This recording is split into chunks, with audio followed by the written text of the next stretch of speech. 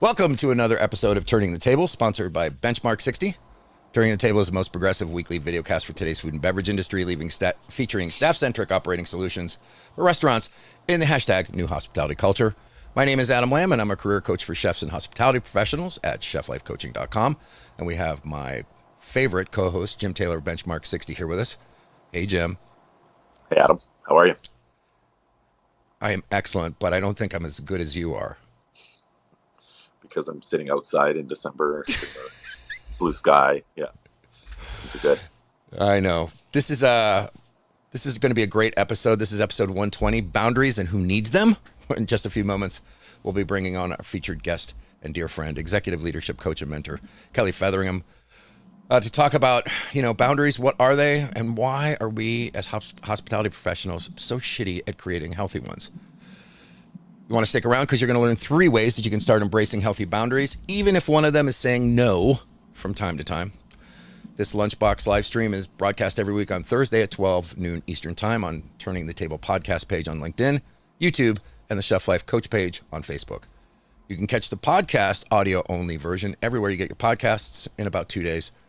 We ask that you share the show with somebody you care about who can find this information useful, and please leave a review. And that audio portion of this Lunchbox live stream will be available at turningthetablepodcast.com/listen. Links to the videos and other things discussed in the show can be found in the comments in the show notes, as always. And Jim, I guess I want to start, it seems like everywhere I turn, someone is talking about boundaries. Mm-hmm. And maybe some of the listeners or viewers are as confused as I am, because it seems like it's a hot topic now. Now, I can appreciate the fact that mental health professionals have been talking about this since the 1980s, so it's not a new phenomenon. But, when I got on the island of misfit toys, when I started my place in the industry, I didn't know what the hell a boundary was. No, it's, I was thinking a lot about what this conversation was going to be like around boundaries this time of year in, specifically in the hospitality industry. It right away, it brought me back to conversations that I used to have with family about how I was so grateful that they understood why I wasn't there on the day, I wasn't there at New Year's Eve. I wasn't there on Valentine's Day. I wasn't there on Mother's Day. I wasn't there on, Christmas Eve. And I was so grateful that they understood that was just part of my job. And what I didn't understand was that I had no boundary around, protecting my own personal experience during those holidays, right? It's crazy. So if I'm hearing you correctly, you were actually doing your family a solid by protecting them from the unhealthy boundary, but you weren't actually protecting yourself. Yeah. And I just, I sort of talked myself into the fact that, I was just grateful that they understood why we were doing Christmas on a different day. Yeah. It's like, now you look back and it's like, what? Why, Mother's Day, we didn't do on Mother's Day. Well, right.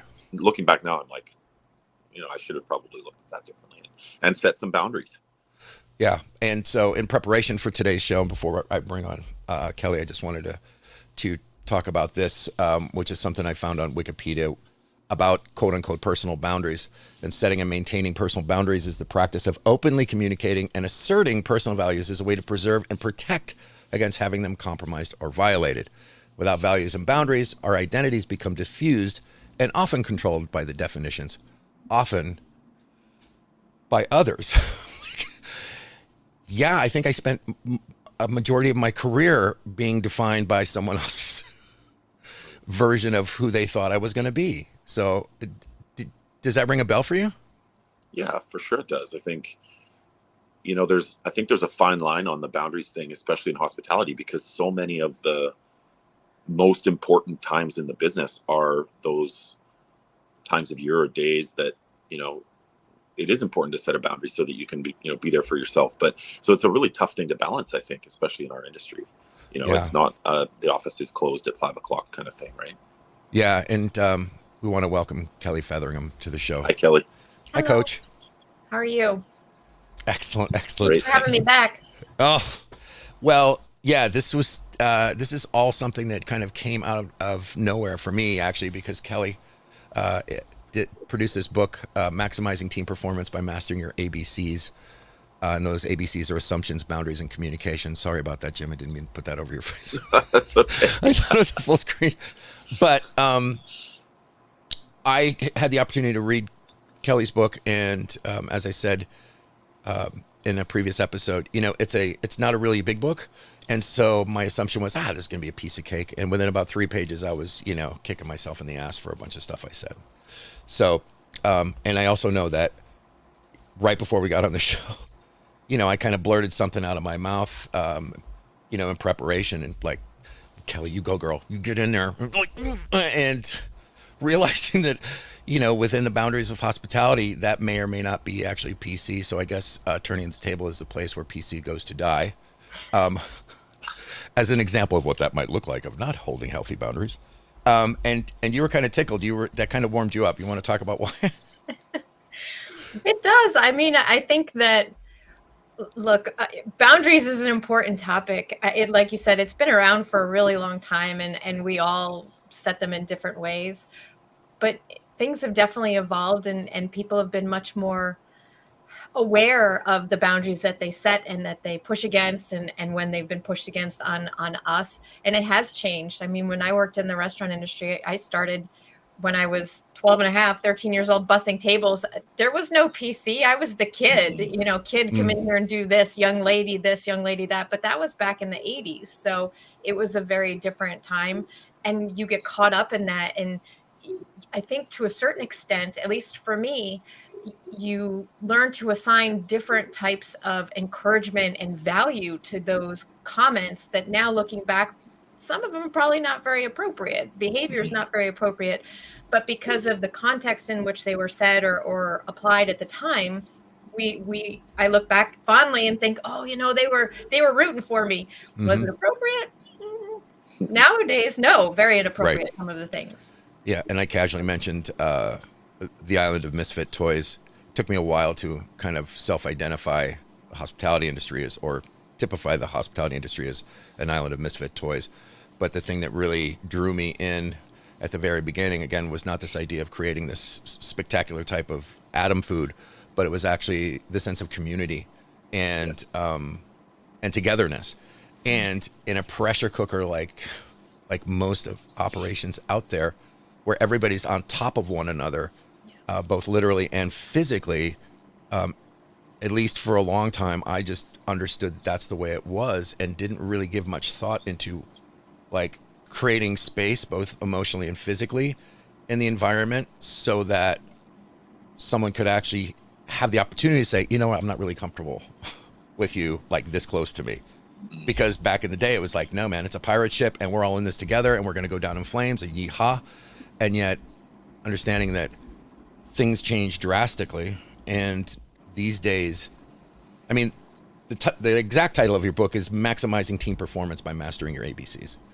And boundaries is this huge topic that you talk about. At least it was a huge topic for me. And understanding that within this scope of leadership, how does one actually invite others who may not necessarily been thinking of that? As a leader, how do you actually invite others to consider their own boundaries and to give them space to ask for what they want? Oh boy, that's a big question. That's loaded. Well, I guess to begin with, I would define boundaries as teaching people how we want to be treated. And then trying to do that for others and being respectful if they're setting boundaries to treat them the way they're asking to be treated. And it can be as simple as how you pronounce your name. In the book, I talk about a childhood friend whose name is Andrea, and my father called her Andrea, and she very quickly was like, "Excuse me, sir, my name is Andrea." And for a 10-year-old kid, that's a lot of self-assurance and confidence to be able to say, "Hey, this is how I like my name to be said, and politely, could you please do so?" In the hospitality industry, to your point, I mean, we are all over each other, and it's busy and it's chaos and it's frazzled and frantic, but in a way that's good. Mm-hmm. react and interact. And I think sometimes stopping for a minute and making sure that we're clear about, hey, this is the line here, you've crossed it, we need to take a step back. We could still have a great time. It doesn't mean that we can't work well together and be a really cohesive team, but we do have to recognize that there are a lot of individuals that make up this collective, and each individual comes from different backgrounds and feelings and emotions and all of these things, and trying to make sure that we take that piece of the whole and be respectful. Jim, I'm curious, in your experience, was there ever a time when maybe you were just kind of in the flow and communicating and said something where someone stopped and said, I'm sorry, you're going to have to, relanguage that? Because I remember a specific time when someone like stopped me and corrected me on saying their name, and I was kind of instantly a little shamed by it. Like, I probably should have just asked their name, right? Mm-hmm. Did you ever have a similar experience? Well, I'm sitting here thinking of all the things that I did wrong, all the mistakes that I made. I know. I'm so sorry. And there's there's so many scenarios or examples, whether it's I would have spoken to someone at one point, or how I would have scheduled someone at one point. I keep thinking about the scenario where how many times, a staff member, an hourly staff member in a restaurant, gives their manager their availability, and then the manager schedules them outside of their availability. And goes, well, we just need somebody, so we need you here. And then the staff member goes, okay, well, I guess I'm working that day. Just no respect of that boundary. Or, things like, another example would be something like, we need somebody to close the restaurant. We don't ask that person if they can stay. We just assume that they're going to. Or we've talked about the surprise you're the manager thing of, here's the keys, you can lock up, right? I mean, it's just an assumption that people are going to do what everybody needs them to do, but it doesn't respect their boundaries at all. Right. I mean, I remember I was in both of those, or all of those scenarios, and I probably put other people in those scenarios. I think in your defense, I would say, though, that that's a high expectation on you to caretake someone else's boundaries when they were not doing it. Now, certainly the person that said they couldn't work and you overscheduled, that's different. But even myself, I was a doormat for many of my jobs in hospitality and out for a lot of years, more because I don't know that I knew that I could stick up for myself. Two, I'm not sure I was sure that I wanted to. You kind of want to be that A star. I had severe slacker syndrome. I didn't want anybody to think I was a slacker. I think that the restaurant just makes you have that for anybody I work with, because the ones that step up are the ones that exceed, and they're also the ones that make the most money. If you're the star server, star bartender, if you're stepping up, picking up all the shifts, you're making the most money too. So you don't want to be seen as the slacker. True. But at the same time, we have to almost learn that we can say, I can still be a superstar, but I can still take care of myself and say it and say, I'm happy to work until 10 on 2 days a week. I could close 3 this days, but we need to find our voice to a certain extent too, and empowering our staff to feel comfortable doing that is important. Well, I already know that, and sorry, Adam, I just have to say that I haven't read your book yet, Kelly. I apologize. I need to read it, but now we're 2 for 2 here. Our first conversation, I had immediately takeaways about, looking back or looking forward and the ways that I want to do things. And already on this one, I do too. So I want to thank you for that. Yeah. And I guess that's why I started the conversation with Kelly. Like, how can we invite others to speak their truth and to establish their own boundaries? And I guess what I heard you say is, like, it's awful hard to do that if we're not modeling that for them first. Right. Yeah. Because as you said, as people pleasers, as emotional doormats, as someone who's really just wants to do a great job, because that fills an emotional need in us, it's hard to find that space where we actually find value in our, not in our experience, but like taking care of ourselves. And unfortunately for me, I felt like I could handle everything until I couldn't. My body's breaking down and kind of I don't want to say that my body was betraying me, because all along my body's been my best friend, and it's always been a barometer for how far I'm outside of acceptable norms of performance, right? Whether it's being tired or, having a crick here and there. But sometimes for most of us in the hospitality industry, that's the first indication that we are out of balance. And I think this show exists and our work collectively exists so that, people don't necessarily have to have a heart attack before they smarten up, right? It's so true. And it brings to mind an occasion when I was younger and I was working, I had pneumonia and I was working doubles for a week with pneumonia. So literally, they called the hospital because they couldn't wake me up. My roommate couldn't wake me up. So, but you're going, the rent is due, the power is due. And it was winter, it was busy season. So people are out to dinner while they're Christmas shopping. So you're making extra money. There's a lot of people asking time off. So you're covering shifts. Again, to your point, it's really, I do think that, and not to get too philosophical, but sure. As a server, as a bartender in the service industry, we are ingrained with serving others. And we look for that validation. We look for that positive feedback by the tips and the thanks for having us have a great dinner. You're there for many people's wonderful experiences and you want that to be good for them. And it just further ingrains that we'll do anything you need, right? I'll jump through hoops to make this dinner experience for you amazing. Right? You're having a bad day. You've come to the bar. Let's talk about it. I want this to be a positive experience for you. So we're not at our core in that industry. We're not there to tell you, oh no, I can't do this for you. Sorry, you don't like your dinner? Let me take it away. I will get you whatever you need. Exactly. And so I guess this leads me to the next question. How did you cure yourself of your emotional doormat? To use your phrase, but at what point did you consider yourself important enough to invest in your own self-care? Have I done that? No. Oh, now you're giving yourself away. To a certain extent, yes. I think, I'm so passionate about teams in general. I think a real eye-opener for me was getting to government world and realizing that in a lot of areas, it's dog eat dog. It's not a team thing. They don't do that. And it was, oh, wow, this is not a collective here. I can't lean on other folks around me to help support and help me with my boundaries. I'm going to have to figure out how to do this for myself because otherwise they're going to step on me all day long. And I'm going to be the one not getting promotions, not getting raises, but getting all of the work because I will do it. So I think it wasn't a planned education. I think it was trial by fire that survival to a certain extent. And do you think that sometimes you still kind of get tripped up a little bit by that? Oh, absolutely. That need to not be seen as slacker?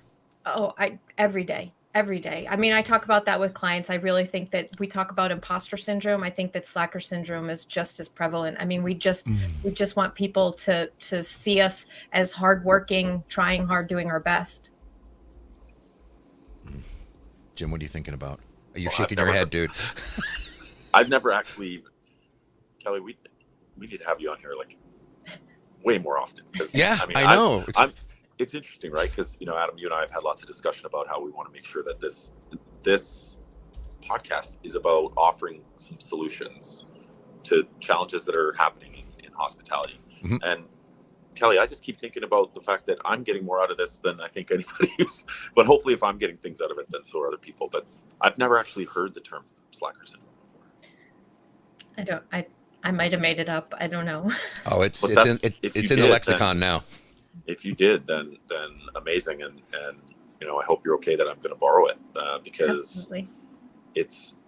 I think that it's definitely a real thing, and especially in the restaurant industry, you're bang on with all of those things. So what do you do when you identify that somebody has how do you help them with that?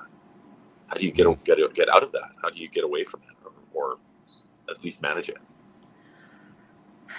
In coaching, I think we talk about different ways that they can feel confident in the efforts that they're putting forth and trying to identify where that external factor is, where it is that they're looking for and how they can validate that internally, how they can be okay with, I'm giving all I can here and that has to be enough. And not always looking for outside people to say, well, you're working hard. I think it's not even so much the accolades. I almost think it's the negative. It's not that you're looking for people to say you're doing a great job. I think it's more you're terrified that someone's going to say, well, you didn't try hard enough. Mm-hmm. I've had several occasions where I've had to pull somebody to the side. So I got a DM from a friend of mine, and for some reason, this person loves to just leave little voice mails on the DM, and I immediately heard that, his body's telling him that, like, like he's breaking down. And then, no, I'm great, man, I'm fine. I'm like, bullshit, you are. Like, you need to stop right now. Like, and I see him because people are posting about short-term positions, one day here, one day, and he's jumping all over the place, looking to, like, scratch back maybe some of the losses in the year. Probably, I imagine that some folks are still kind of shocked financially from the pandemic, where, they're still trying to hold on to what they have, as well as trying to build up their nest and things of that sort. So they're perhaps putting themselves in positions that are dangerous. And then today he does a post where he's standing in front, or like he's got his stove door open, like he's lighting the pilot light, and then talking about the fact that he's, like, getting over COVID, getting over this, getting, like, almost on the edge of pneumonia. And what are you doing to keep your pilot light lit? I'm like, son of a bitch. But sometimes to your point, Jim, being a great manager means that you are keeping your finger on the pulse of what's happening in your environment and doing these daily check-ins and team. And I've had to pull people up the side saying, you got to go home right now. I know you think that you need to be here, but you don't, because the fact of the matter is, and it's an unfortunate truth, that, most of us work in environments where if we drop dead on the line from a heart attack, there's someone stepping over our body to get the French fries, which is both a good thing and a bad thing, because in order to break that internal interpretation of your own self-importance within the environment is a humbling experience, but it's also probably a clue to, like, well, shit, then I need to take better care of myself. So Kelly, what's number one of those three things that we were kind of teased everybody at the beginning about? Like, how, if you're unfamiliar or unpracticed at asking for what you want, of creating healthy boundaries, I guess first, so at the very beginning, we did a thing off Wikipedia was under personal boundaries. Is there a difference between personal and business or professional boundaries?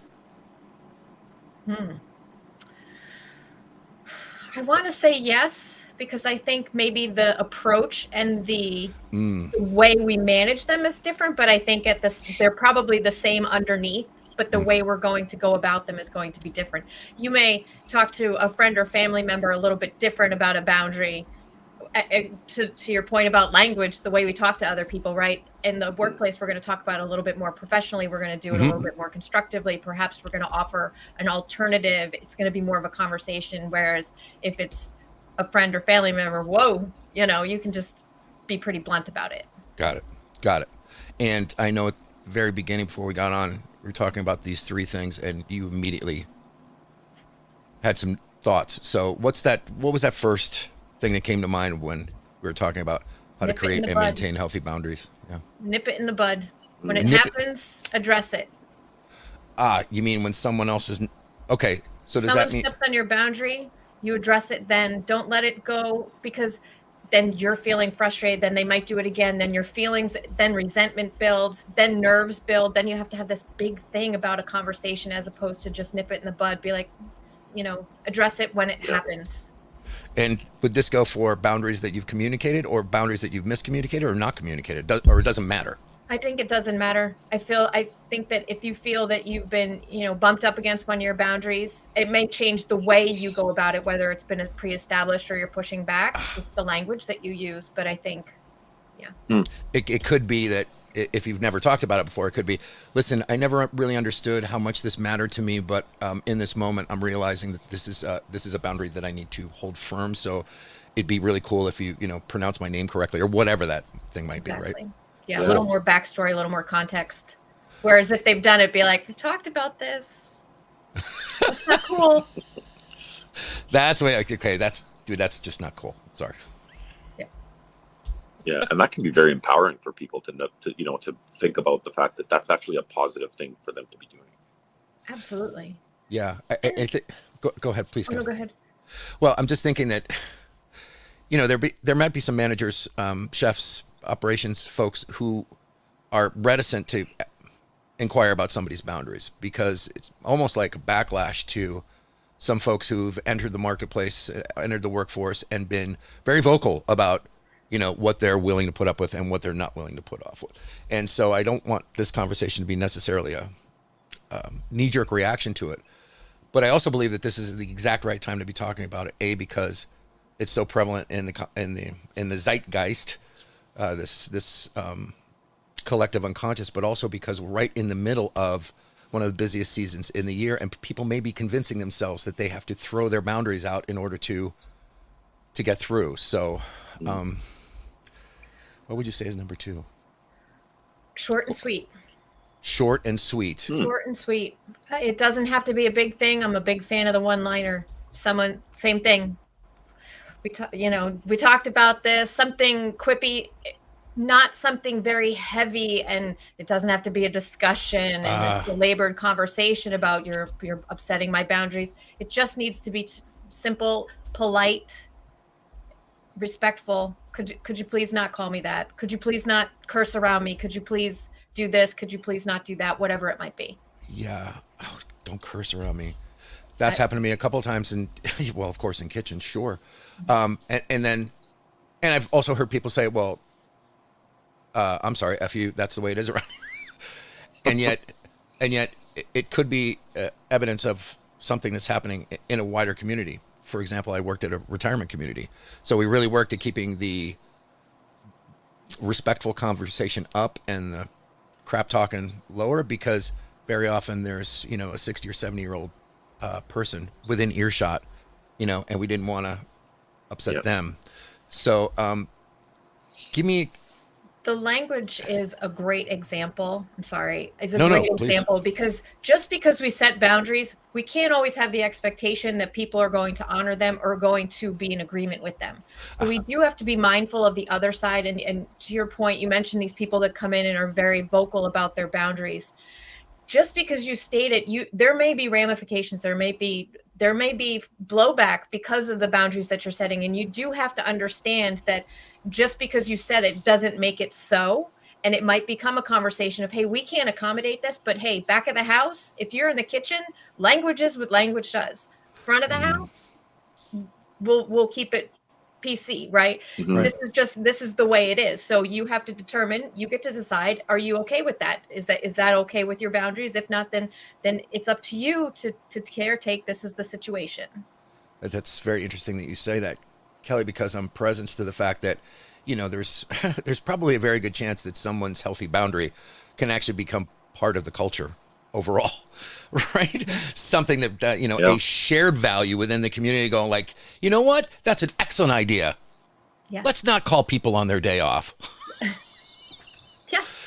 And kind of enshrine that. I mean, Jim, you and I have talked about this before. We don't necessarily need to wait like Germany and Canada did to mandate that by law that you don't communicate to staff on their off days. You could just be a thing of mutual respect. So being open to hearing someone else's healthy boundary may lead to building a culture where more people can be like, feel protected, feel seen, feel heard, like want to come fucking work there, man. Yeah. That was my number 3. Oh, no. Wait, I'm not taking that from you. Give it to me. Number 3. It was being open to hearing the boundaries. No, it was perfect segue. We were on the same wavelength. Yeah. It's like we practiced it. Okay. Say that one more time, because I want to put that in the chat. It's being open to the feedback and to hearing other people's boundaries, and just being open to considering them. It doesn't mean you have to agree with them or even put them into practice. Being open to considering. That's a good one too.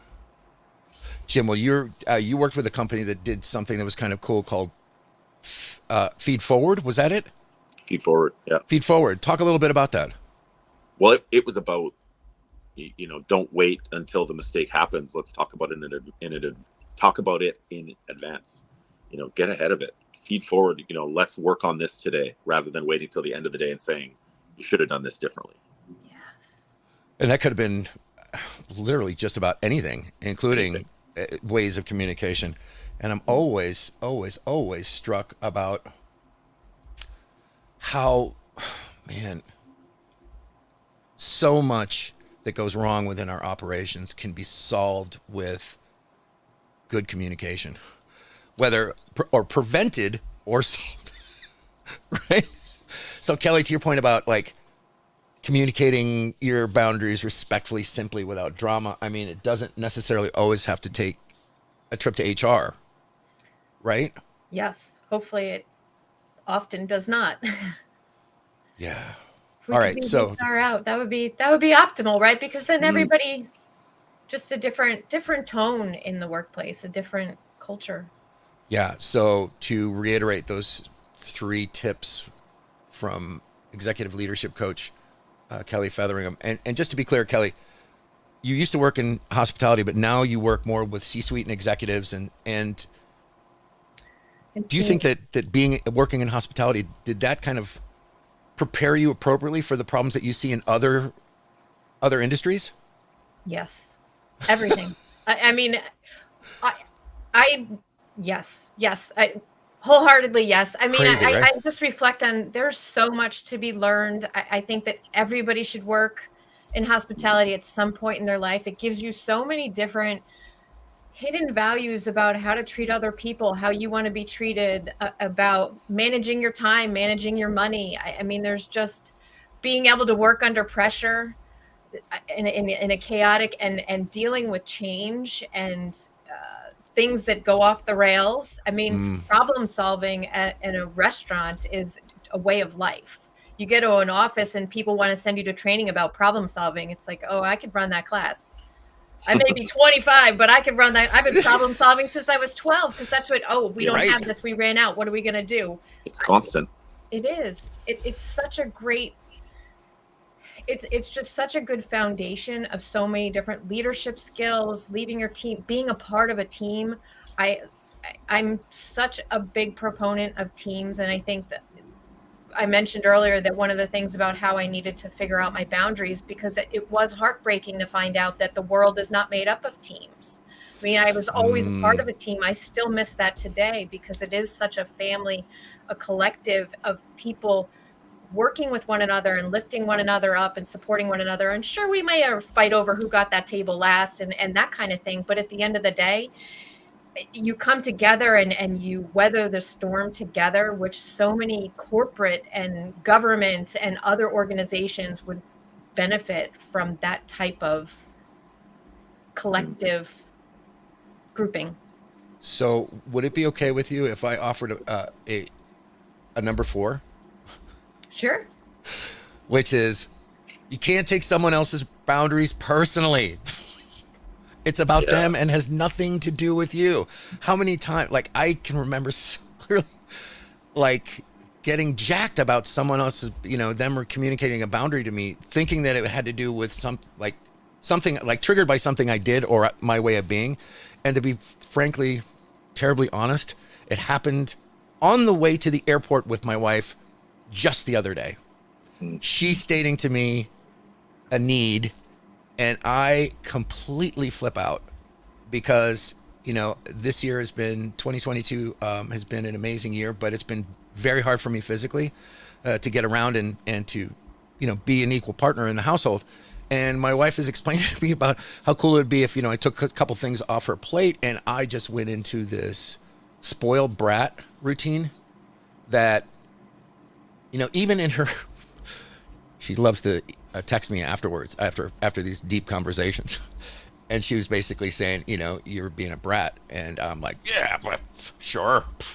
Throwing her empty teacup on the floor of the car. It was a way to negate her. But, stupid, childish stuff. And so that kind of like led me back to the question when I asked you, do you still kind of get that imposter syndrome back? Like, so none of us are immune to taking things personally, especially when someone else is telling us about their boundaries or their needs. And I decided that I'm actually going to do a 2-part training in the Chef Life Brigade. And for those of you who don't know what that is, check it out, cheflifebrigade.com. It's a free online community for culinary professionals, hospitality professionals that want to enjoy their career without sacrificing their life. But I'll be doing a 2-part video course on how to ask for what you want and how to hear somebody ask for what they want, which I Right. only right now am I kind of linking up to this conversation. So Kelly, thank you for that opportunity, because it's so easy to take it personally, especially when you're working your ass off and you're putting out all this effort. And Jim, I'm sure you have never, ever, ever taken anything anybody else ever said personally. Every day. 100% every day.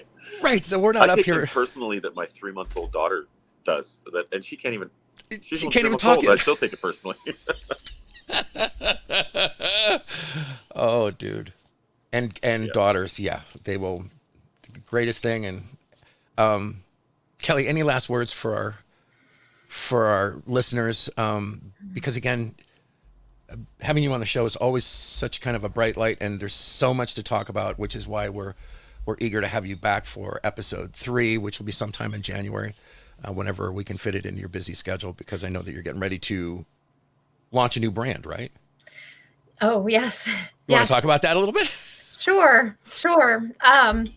So just in an effort, when I started my business, you do a lot of Googling about what you should name your business. And the guidance I got was, if you don't know, just do your name to start. So that's what I've done it under. But now that I've kind of found my way after 4.5 years now, I guess, and found my clients and figure out what I'm doing, it was time for me to grow up and come up with my company name. So it'll be Team Leadership Solutions.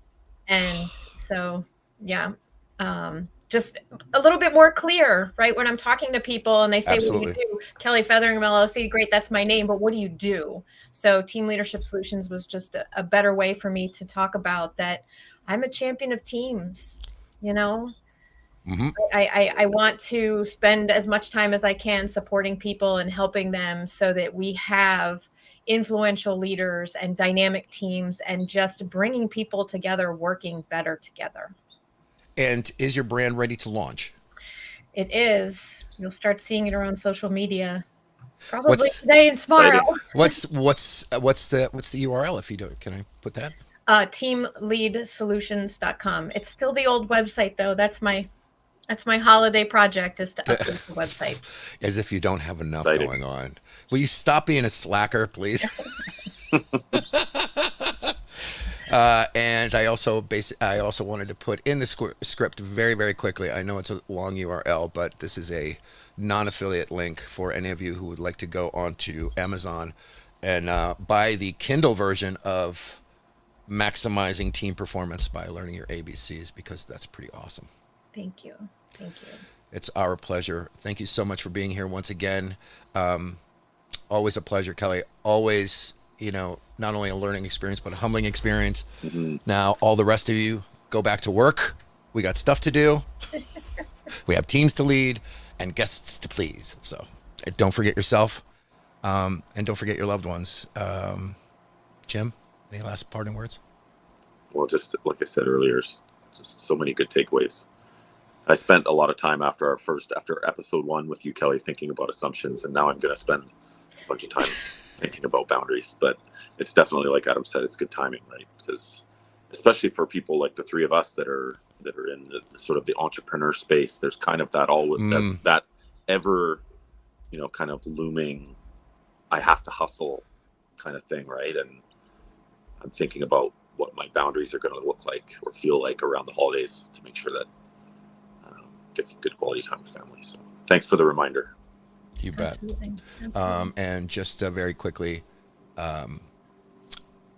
we have a couple great shows coming up, as well as, the last week of December, we're going to be doing a very special 22 retrospective, in which Jim and I are going to be talking about our favorite 3 episodes. And Kelly, now you've made it really, really hard on both of us, because now there's 2 episodes that we have to consider with you. Thank you. Thank you very much. A lot of fun. And just to let everybody know, cheflifebrigade.com. Come check us out. It's got all kinds of great stuff in there, and become a free member. And we really appreciate you joining us here at Turning the Table, sponsored by Benchmark 60. And we will see you next week.